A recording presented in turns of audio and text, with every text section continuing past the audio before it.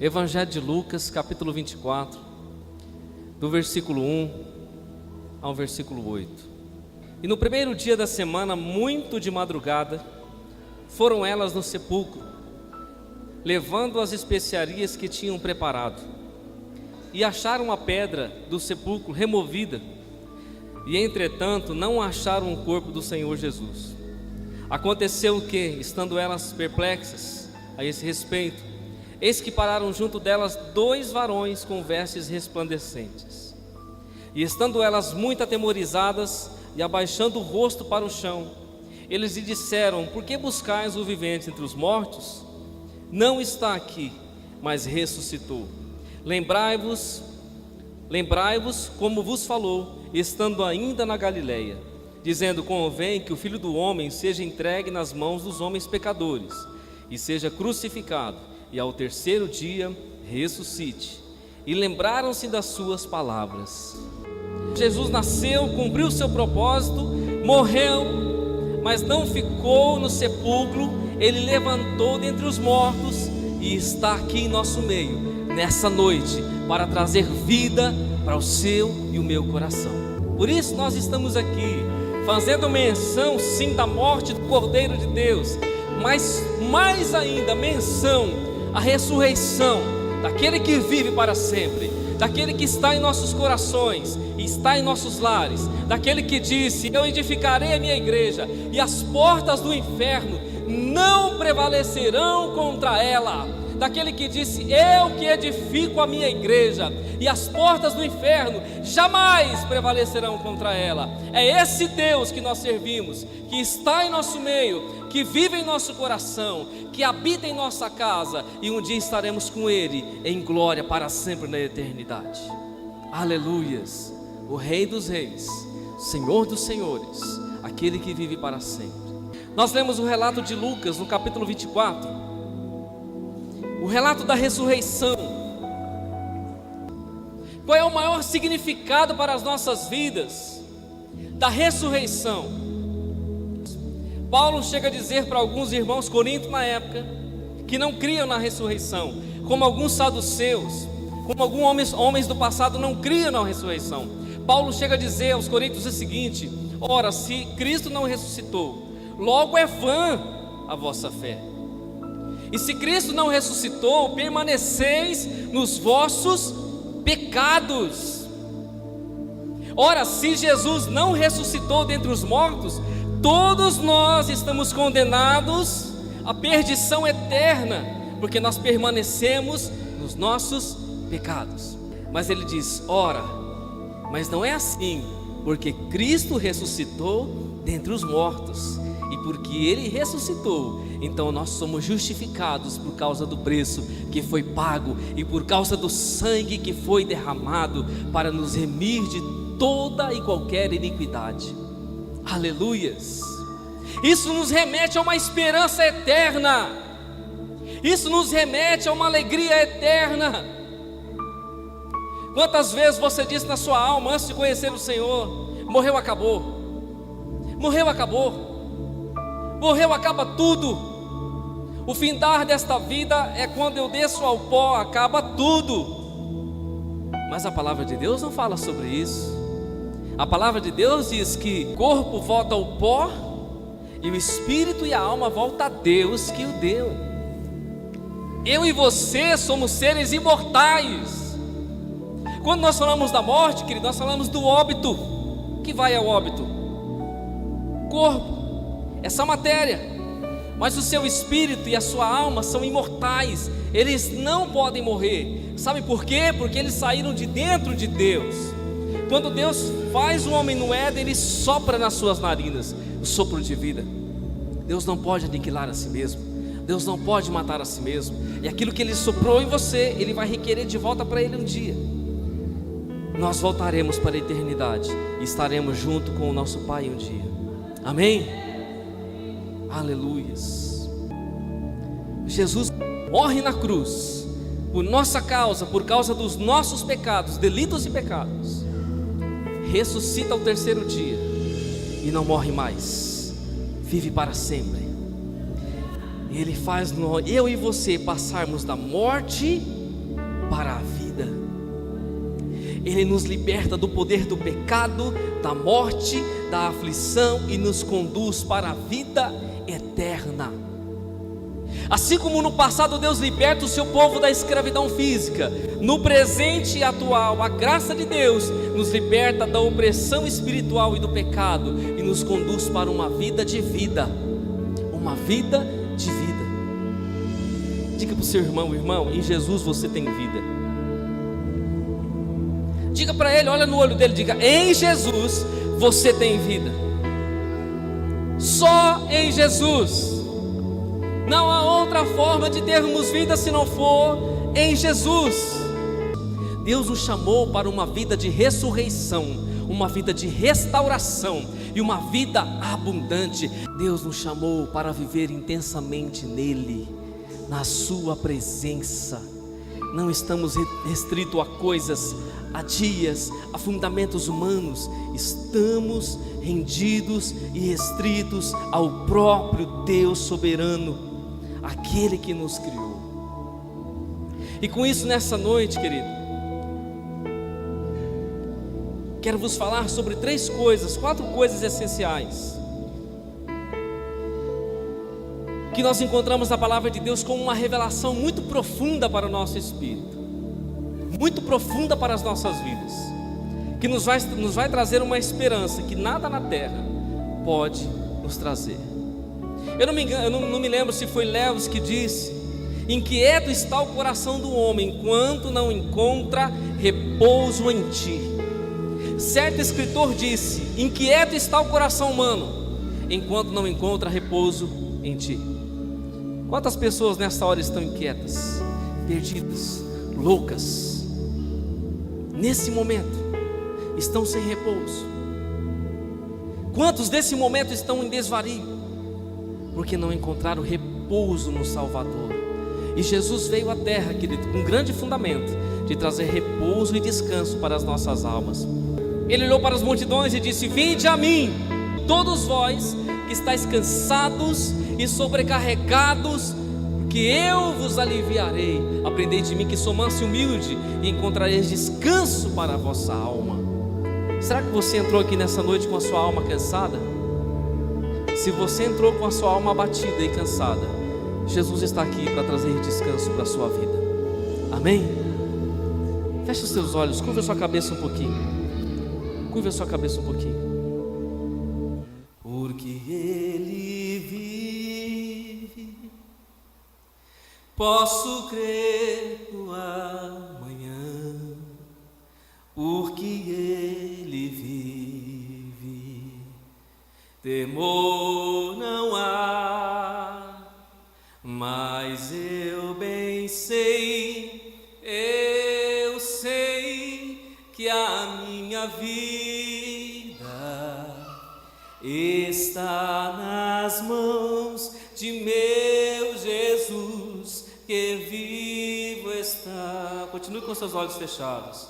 Porque Ele vive, posso crer no amanhã. Porque Ele vive, temor não há, mas eu bem sei, que a minha vida está nas mãos de meu Jesus, que vivo está. Deus enviou seu Filho amado para perdoar, para me salvar. Na cruz morreu por meu pecado. Aleluias. Sim, vivo com o Pai está, porque Ele vive, posso posso crer no amanhã, porque Ele vive. Temor não há, mas eu bem sei, eu sei que a minha vida está nas mãos de meu Jesus, que vivo está.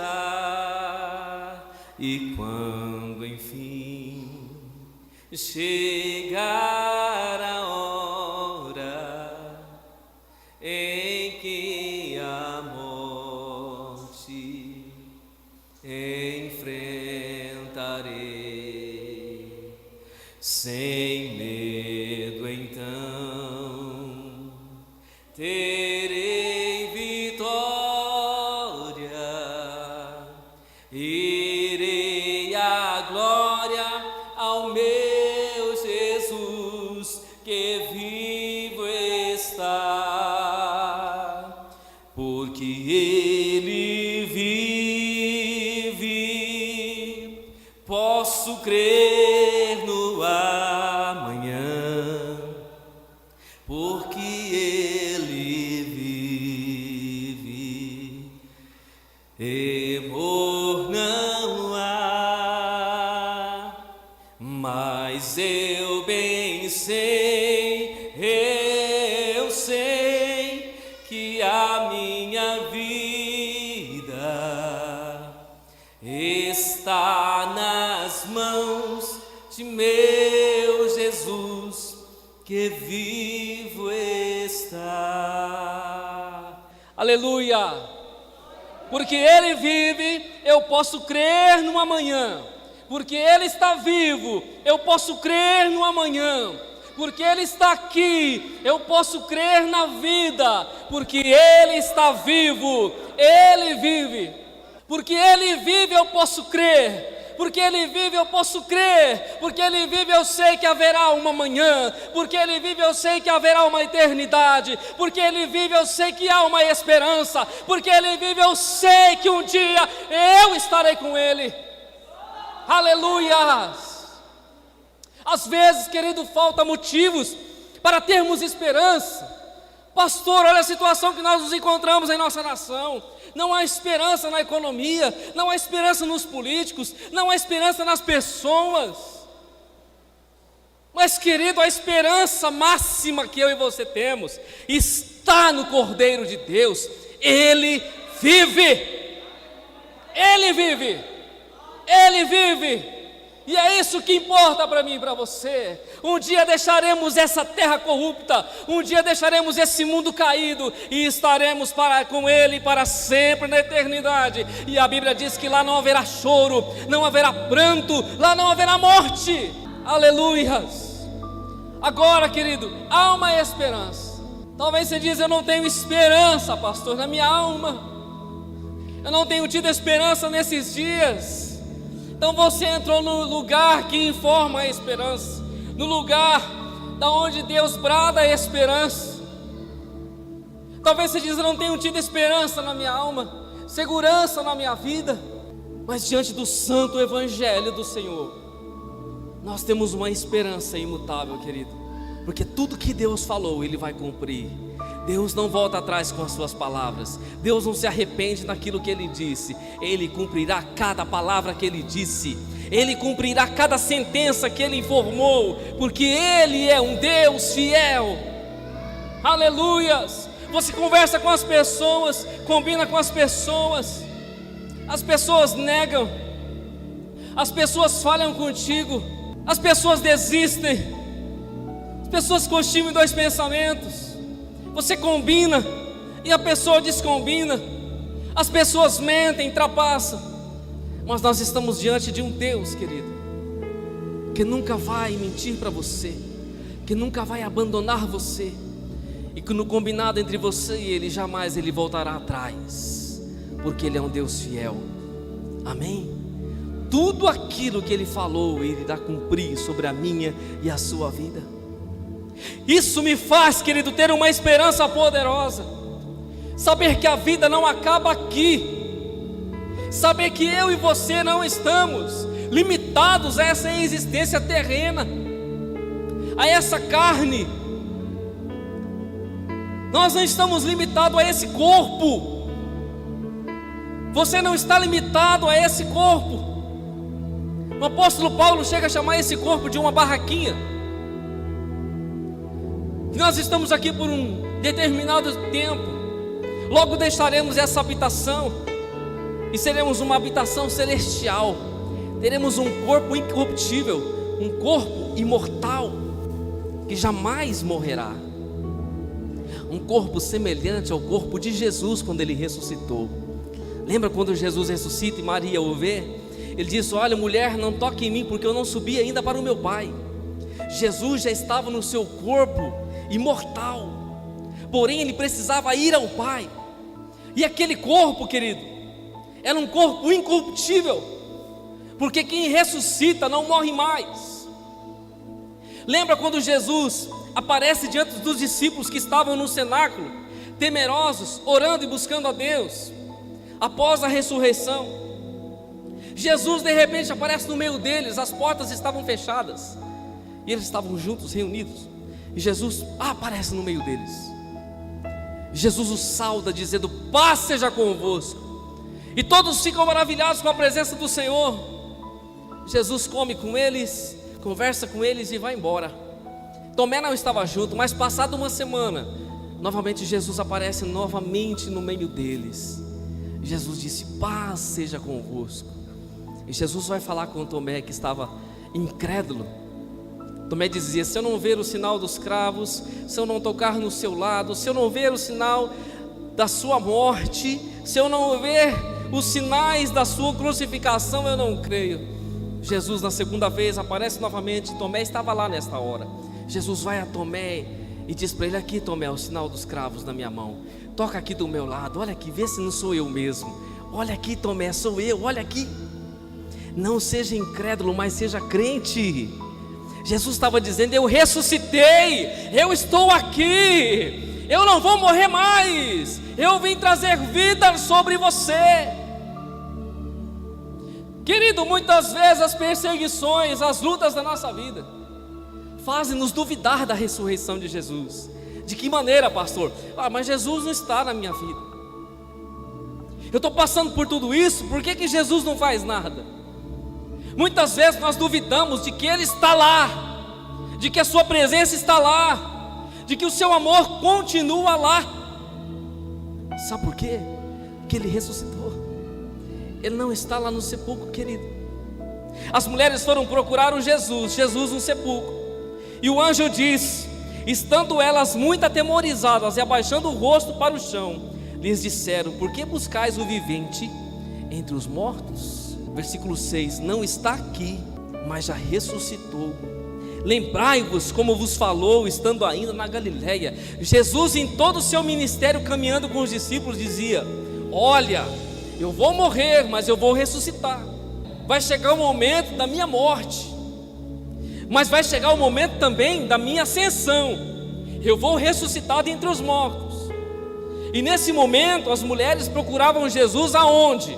No sepulcro, no lugar do morto, no lugar da morte, no lugar do pranto, no lugar do sofrimento, da dúvida.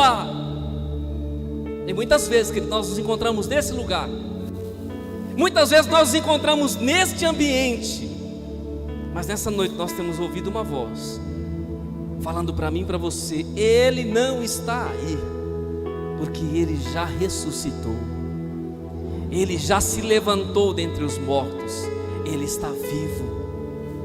E essa é a maior esperança que eu e você temos, essa é a maior expectativa que eu e você temos.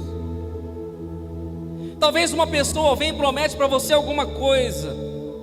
Talvez os filhos que estão aqui, o pai promete um presente, ou um brinquedo que ele tanto anseia.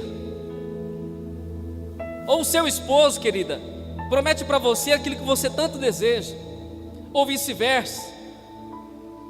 E aí, nessa promessa nasce uma expectativa. Ou o pai promete para o filho aquele presente, aquilo que ele tanto deseja há tanto tempo. Meu filho, eu vou te dar aquele presente, aquilo que você tem pedido. Minha esposa, eu vou te dar aquele presente que você tem desejado. Sabe o que acontece no fundinho do coração? Instala-se uma esperança, uma expectativa, algo poderoso que não vai se acabar até se cumprir o dia da entrega do presente. Quando Jesus morre na sexta-feira e no domingo ele ressuscita, querido, ele cria em nosso coração uma expectativa para a eternidade. Ele cria em nosso coração uma expectativa para sempre. Era como se ele dissesse: olha, meus filhos, eu tenho um presente para dar para vocês. Eu tenho um presente para dar, e esse presente é celestial. Em nós se instala uma expectativa, porque o maior presente que ele nos prometeu é o céu de gozo eterno, ao seu lado para sempre. Tem muita gente, querido, nesse momento na terra, recebendo presentes terrenos. Tem até muitas igrejas oferecendo presentes da terra, criando expectativa no coração de muita gente mais para a terra. Mas o presente que Jesus prometeu e causou em nós expectativa foi para o futuro, uma expectativa eterna. Deixa eu perguntar para você: você tem essa expectativa? Você tem a expectativa da eternidade? Você tem a expectativa do futuro em Jesus? Ou será que a nossa expectativa só está no dia de amanhã, no que comemos, bebemos, fazemos, vestimos, compramos, negociamos? Ou será que a nossa expectativa está na eternidade com Jesus? Você tem essa expectativa? E com base nessa expectativa, querido, deixa eu informar aqui para você: não há espaço para mim e para você desistirmos da vida. Não há espaço para eu e você desistirmos dos sonhos. Não há espaço para eu e você desistirmos. Quantos estão desistindo de viver? E Deus está dizendo para você nessa noite: não há espaço, não há lugar para você desistir, porque Jesus colocou uma esperança, e essa esperança é eterna. Talvez você disse nesses dias: eu vou desistir, eu vou parar com tudo, eu vou parar até de seguir a Deus, a fé. Lembre-se de que o Deus que você serve é um Deus vivo, não é um Deus qualquer, é um Deus vivo. E não há espaço para desistência diante dele. Não há espaço para você se render a esse mundo. Sabe por quê, querido? Porque Jesus não desistiu de você. Jesus em nenhum momento desistiu de você. Na quinta-feira, Jesus estava no horto, no Getsêmani. Ele foi com os discípulos para a oração. Judas o trai um pouco antes de Jesus ir para o Getsêmani. Getsêmani significa prensa do óleo, onde havia as oliveiras que davam o óleo de oliva, onde que dava o azeite, as azeitonas. Essas azeitonas eram colocadas em uma prensa e saíam ali o sumo, o caldo, onde saiu o azeite. Jesus estava nesse lugar, no meio dessas plantas. Esse lugar era um lugar onde ele cultivava a oração com os seus discípulos. Mas um pouco antes de Jesus ir para o Getsêmani na quinta-feira, ele se reúne com seus discípulos para uma ceia especial. O sábado seria a Páscoa em Israel, mas na quinta-feira ele se reúne com seus discípulos, se sentam ao redor de uma mesa. Jesus pega um pão, e pega esse pão, levanta o alto e diz: esse é o meu corpo, que é partido por vós. E Jesus pega esse pão, reparte ele e começa a repartir com seus discípulos. Na sequência ele pega um cálice e levanta o alto e diz: este é o meu sangue, que é derramado por vós para a remissão dos vossos pecados. Esta é a nova e eterna aliança. Jesus pega o pão e diz que o pão é o seu corpo, pega o cálice com o vinho e diz que aquele vinho é o seu sangue. Ambos, o pão e o vinho, eles compartilham, comem e bebem. Jesus estava dizendo: eu vou morrer, o meu corpo vai ser rasgado, o meu sangue vai ser derramado, para que você tenha vida e vida com abundância. Eu vou morrer, o meu corpo vai ser rasgado, o meu sangue vai ser derramado, para que você também ressuscite naquele grande dia. Jesus sai daquele lugar, vai para o Getsêmani, vai para aquele horto, para aquele jardim de oração, começa a orar com seus discípulos. É tomado de grande aflição na sua alma, grande aflição. A Bíblia diz que ele soa gotas de sangue, ele chega ao cume, ao máximo, ao clímax da aflição. A pressão é tão grande que ele soa gotas de sangue, as suas veias trincam, se dilatam, o sangue sai pelos poros, ele começa a suar sangue, tamanha a sua aflição. Um pouco mais tarde da noite, Judas vem com os guardas, prende o Senhor, e da quinta-feira, daquela noite para a sexta-feira, ele passa toda uma noite sendo escarnecido, apanhando, sendo esbofeteado, xingado, vilipendiado, passa sendo humilhado toda a madrugada de sexta. De quinta para sexta ele passa sofrendo, ele vai ao sinédrio, diante dos sacerdotes, ele é interrogado pelos sacerdotes, e ele responde cabalmente quem ele era. Ele é perguntado pelos sacerdotes se ele era rei, ele disse: eu sou rei. Depois daquele momento do sinédrio, da perseguição, ele é enviado a Pilatos. Pilatos mais uma vez o constrange, e ele confirma para Pilatos que ele também é rei. E ele diz: olha, eu vim para dar testemunho da verdade. Pilatos pergunta para ele: o que é a verdade? Jesus não responde. Sabe por que Jesus não responde? Porque Jesus era a verdade diante dos olhos de Pilatos. Eu vim para dar testemunho da verdade. Pilatos diz: mas o que é a verdade? Jesus emudece, porque ele era a própria verdade diante de Pôncio Pilatos.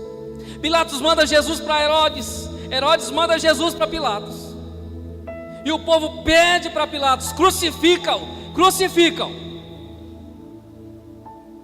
Havia naquele contexto, naquele período de Páscoa, poderia ser solto um prisioneiro. Então eles resolvem soltar a Barrabás, que estava condenado a ser crucificado, e condenam Jesus sem culpa. Então Jesus é condenado para ser crucificado. Barrabás é solto, era um criminoso condenado, justo a sua condenação por causa dos seus crimes. Jesus não é criminoso, mas é condenado. Sabe por causa de qual crime? Sabe quem era o criminoso? Eu, você. Pense um pouquinho. Barrabás tinha feito um monte de coisa errada e era digno de ser crucificado. Mas Barrabás é solto, Jesus entra no lugar dele. Jesus não tinha sequer pecado. Jesus não tinha pecado. Diga para o seu irmão: Jesus não tinha nenhum pecado. Ora, pastor, por que então que Jesus é crucificado?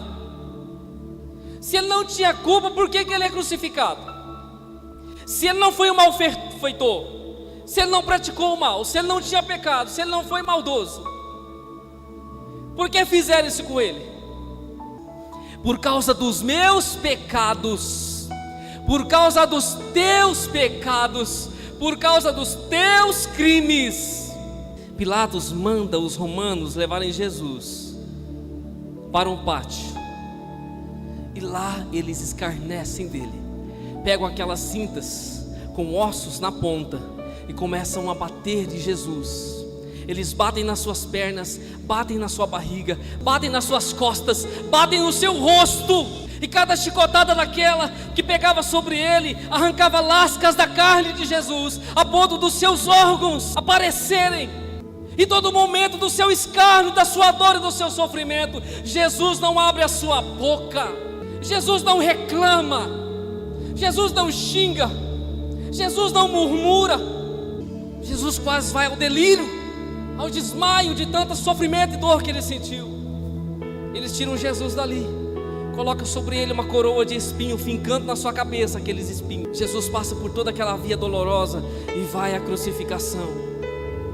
Lá estão crucificados dois malfeitores, um à sua direita, o outro à sua esquerda, e a cruz do meio era a cruz que estava esperando por Jesus. Jesus é crucificado e ele é levantado. E quando ele é levantado na cruz, ele abre a sua boca. Sabe o que ele diz? Pai, Pai, perdoa-os, eles não sabem, eles não sabem, eles não têm ideia, eles não têm dimensão, eles não sabem o que eles estão fazendo. Quando Jesus abre a sua boca, ele abre a sua boca não para mim, para você, ele abre a sua boca para Deus, dizendo: Pai, perdoa-os, eu estou sendo injustiçado por causa deles, eu estou sofrendo por causa deles, o pecado e a condenação deles está caindo sobre mim. Eu estou com dor na alma, eu estou com dor na carne, eu estou com dor no espírito. Mas Pai, perdoa-os, porque eles não sabem o que eles estão fazendo.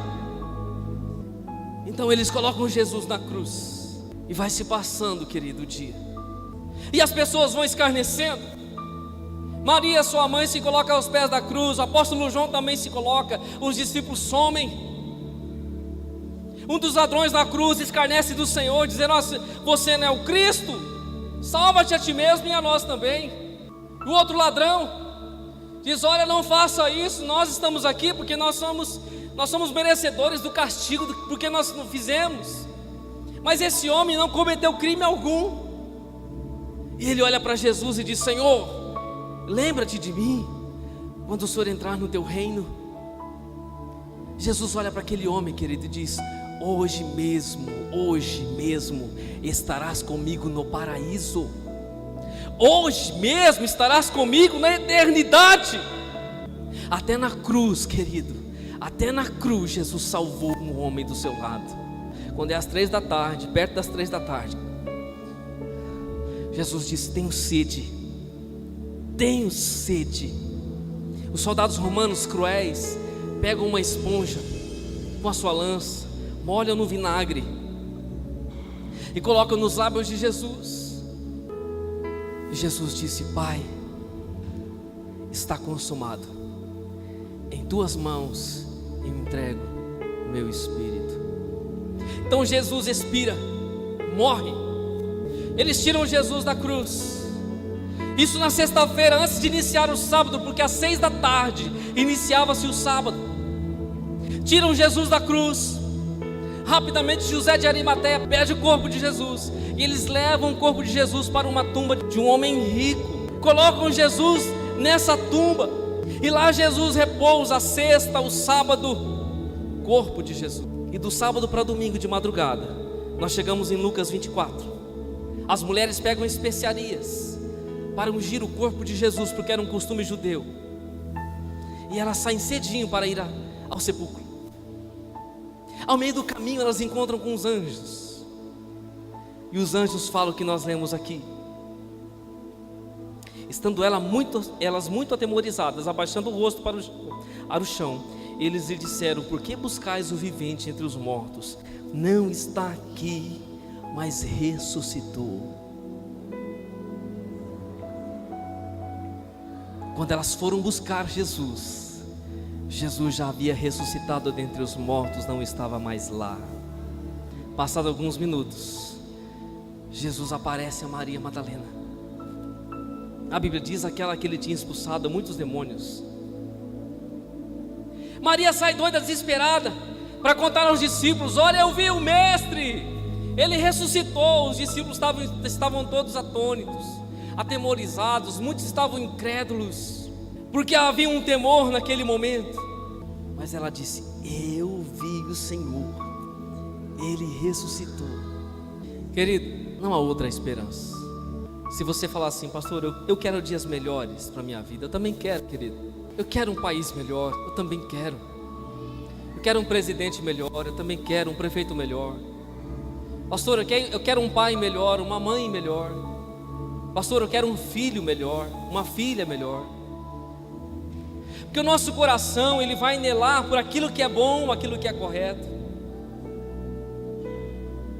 Mas mais do que qualquer esperança física e humana que eu e você temos, nós temos que ter a esperança da vida eterna.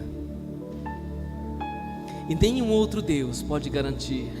Você pode ouvir, querido, relatos de religiões e religiões na terra. Até disseram que Maomé ressuscitou. Mas se nós fomos lá, querido, em Meca, na Arábia Saudita, e fomos lá no túmulo de Maomé, e pedimos para abrir a sepultura, ele está lá, os seus ossos estão lá, ele não ressuscitou, mas Jesus ressuscitou, e ele deu evidências da sua ressurreição. Ele apareceu para mais de 500 pessoas na sua ressurreição. As provas são infalíveis da sua ressurreição, e não há outra esperança além dessa. Eu quero compartilhar com você um texto que está em João 19, 33 a 35. Diz assim: mas vindo a Jesus e vendo-o já morto, não lhe quebraram as pernas. Contudo, um dos soldados lhes furou o lado com uma lança, e logo saiu sangue e água. E aquele que o viu testificou, e o seu testemunho é verdadeiro. E sabendo que é verdade o que diz, para que também vós o creiais. Nós podemos ler essa escritura e passar desapercebido algo sobrenatural. Olha o que ele diz: mas vindo a Jesus, o centurião foi a Jesus, vendo-o já morto, não lhe quebraram as pernas. Contudo, um dos soldados lhe furou o lado com uma lança, e logo saiu sangue e água. Todo crucificado, para que ele morresse logo, eles quebravam as suas pernas, porque a resistência diante da cruz ele ficava mais vulnerável com as pernas quebradas, então logo ele sufocava e morria. Mas as profecias diziam que nenhum dos seus ossos seriam quebrados, e de fato os ossos de Jesus não foram quebrados. Por isso o soldado, quando chega diante de Jesus, vê ele morto, não quebra as suas pernas, mas ele vai com a lança e fura o seu lado. E a Bíblia diz que quando ele faz isso, do seu lado sai sangue e água. Quando eles furam o lado de Jesus, sai sangue e água. O que representa esse sangue e essa água, querido? Jesus já estava morto. Jesus disse em João 7,38: quem crê em mim, como diz a Escritura, rios de água viva correrão do seu ventre. Mesmo o seu corpo morto na cruz, a água viva estava jorrando de dentro dele. E a declaração de Deus para mim e para você: rios de águas vivas estão correndo para a humanidade de Deus. Sangue do sacrifício, água da vida está jorrando de Jesus para mim e para você. Jesus disse: todo aquele que crê em mim, como diz a Bíblia, como diz a Escritura, rios de água vivas fluirão do seu interior. Sabe o que ele está dizendo? Ele está falando do Espírito Santo. Ele está falando da presença do Espírito de Deus. Está falando da presença do Espírito Santo, que é vista aqui como águas. Lembra do profeta Ezequiel? Foi chamado para entrar nas águas. Ali um anjo chama para entrar nas águas. E a Bíblia diz em Ezequiel 47, quando Ezequiel está caminhando para entrar nas águas, ele entra e em um dado momento ele está com seus tornozelos dentro da água. E o anjo diz: não, venha um pouco mais, Ezequiel. E ele entra, as águas dão nos joelhos. O anjo diz: não, entra mais um pouquinho, ainda falta mais, tem mais espaço, entra. As águas dão nos lombos. E Ezequiel vai entrando nas águas. Num dado momento, querido, ele não consegue mais colocar o seu pé no chão, e ele está na profundeza. E essas águas aqui que ele está falando estão aqui nessa noite, as águas do Espírito Santo, que nos traz cura, que nos traz restauração, que nos traz purificação. No mesmo texto de Ezequiel, quando ele é convidado para entrar nas águas purificadoras, no mesmo texto é dito que às margens daquele rio havia abundância de árvores e muita fartura, porque onde a presença de Deus está, as águas do Espírito Santo estão, ali há abundância de vida. E quando furam ao lado de Jesus, sai sangue e sai água, a representação da vida e do sacrifício de Jesus por nós. Sabe o que eu vejo, querido? Pacto de sangue. O Deus que eu e você servimos fez um pacto de sangue comigo e com você. O nosso compromisso com Jesus é através de um pacto de sangue. Ele morreu por você, Ele morreu por mim e por você. Ele morreu por mim e por você, entregando a sua vida. E sabe o que o sangue de Jesus causa em nós? Quando João viu Jesus vindo ao Jordão, ele disse: eis o Cordeiro de Deus, aponta para ele e diz: eis o Cordeiro de Deus que tira o pecado do mundo. Depois João, na sua carta, na sua epístola, 1 João, capítulo 1, versículo 7 a 9, ele diz: mas se andarmos à luz, como ele na luz está, temos comunhão uns com os outros, e o sangue de Jesus Cristo, seu Filho, nos purifica de todo o pecado. De todo o pecado. Ele diz: se confessarmos os nossos pecados, Ele é fiel e justo para nos perdoar os pecados e nos purificar de toda a injustiça. Olha o poder do sangue de Jesus, querido. Olha o poder do sangue que foi vertido naquela cruz. Ele pode perdoar pecado e nos purificar de toda a injustiça. Jesus disse para Marta e para Maria: eu sou a ressurreição e a vida, quem crê em mim, ainda que esteja morto, viverá. Ainda que esteja morto, viverá. E todo aquele que vive e crê em mim nunca morrerá. Deixa eu falar para você, morte, querido. Quando a Bíblia fala de morte, não está falando de óbito. Óbito é o corpo ir ao pó, humanamente falando. Quando a Bíblia fala de morte, quando Jesus disse: aquele que eu sou a ressurreição e a vida, quem crê em mim, mesmo que esteja em óbito.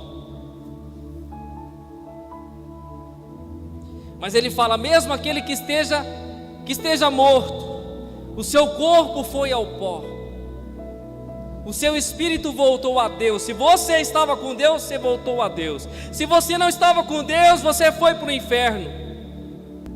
Ainda que esteja morto, viverá. Agora a morte que ele está falando é a separação de Deus. Mas aqui Jesus está falando no contexto de Lázaro. Lázaro tinha morrido, Lázaro estava morto. Ele disse: olha, eu vou ressuscitar ele. Maria estava achando que Jesus o ressuscitaria no último dia da sua vinda. E Jesus disse: olha, eu sou a ressurreição e eu sou a vida. Todo aquele, pois, que crê em mim, ainda que esteja morto, viverá. Sabe que Lázaro cria em Jesus? Lázaro cria em Jesus. Lázaro era amigo de Jesus. Jesus, quando chega diante da sepultura de Lázaro, ele chora por causa de Lázaro. E Jesus disse: olha, tira a pedra. Diz: Lázaro, vem para fora. E Lázaro sai para fora, querido. Porque Jesus disse: olha, se você crê em mim, eu sou a ressurreição e a vida. Mesmo que você morra, eu vou te ressuscitar. Agora, falando de ressurreição, olha o que a Bíblia diz: portanto, se já ressuscitastes com Cristo, buscai as coisas que são de cima, onde Cristo está assentado à destra de Deus. Pensai nas coisas que são de cima e não nas que são da terra, porque já estáis mortos, e a vossa vida está escondida com Cristo em Deus. E quando Cristo, que é a vossa vida, se manifestar, então também vós vos manifestareis a Ele em glória. A Bíblia diz: portanto, se já ressuscitastes.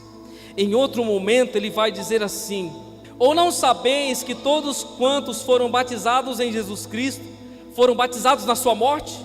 De sorte que fomos sepultados com ele no batismo na morte, para que, como Cristo foi ressuscitado dentre os mortos pela glória do Pai, assim andemos também em novidade de vida. A Bíblia está dizendo que eu e você ressuscitamos com Cristo. Já ressuscitamos com Ele, porque nós passamos da morte para a vida. Pastor, mas a ressurreição não vai ser no último dia?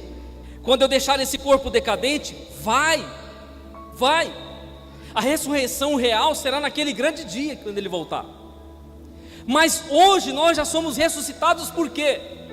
Porque não somos mais escravos do pecado, não somos mais escravos do diabo, não somos mais escravos desse mundo. Nós morremos para esse mundo e ressuscitamos pela fé no Cordeiro de Deus. Somos ressuscitados na presença de Cristo, e por isso nós vencemos o mundo. Vencemos o mundo, vencemos a Satanás, vencemos o pecado, vencemos as trevas e estamos em pé na presença de Deus. Isso é ressurreição. Por fim, eu quero ler um texto, querido, que consuma com isso. Eu quero que você abra a sua Bíblia em Colossenses, capítulo 2. Olha o que diz a palavra de Deus, do versículo 12 em diante. Não há mais condenação para aqueles que estão em Cristo Jesus. Sepultados com Ele no batismo, nele também ressuscitaste pela fé no poder de Deus. Preste atenção no que a Bíblia está dizendo. Sepultados com Ele no batismo, nele também ressuscitastes pela fé no poder de Deus, que o ressuscitou dentre os mortos. E quando vós estavais mortos no pecados e na incircuncisão da vossa carne, vos vivificou juntamente com Ele, perdoando-vos todas as ofensas, havendo riscado a cédula que era contra nós nas suas ordenanças, a qual de alguma maneira nos era contrária, atirou do meio de nós, cravando na cruz. Sabe o que a Bíblia está dizendo? Que Jesus pegou a nossa condenação, pegou a nossa dívida, pegou tudo aquilo que eu e você tínhamos feito de errado, e pregou na cruz, e cancelou, venceu por mim e por você, e nos ressuscitou com Ele. E depois Paulo diz em Romanos 8,34: quem nos condenará? Pois é Cristo quem morreu, ou antes quem ressuscitou dentre os mortos, o qual está à direita de Deus e também intercede por nós. Cristo está intercedendo por você nessa noite. Cristo está intercedendo por mim e por você nessa noite. Ele está intercedendo por nós. Ele está intercedendo. Cristo nos chama para viver. Hoje é o dia da sua ressurreição, querido. Hoje é o dia da sua restauração. Feche os seus olhos. Nós vamos louvar o Senhor com esse cântico mais uma vez. Permita que o Espírito Santo inunde a tua alma nesse lugar. Aleluias. Feche os teus olhos. Ouça a voz do Espírito Santo. Ouça a voz de Deus. Ouça a voz de Deus. Permita que essa ressurreição toque a sua vida.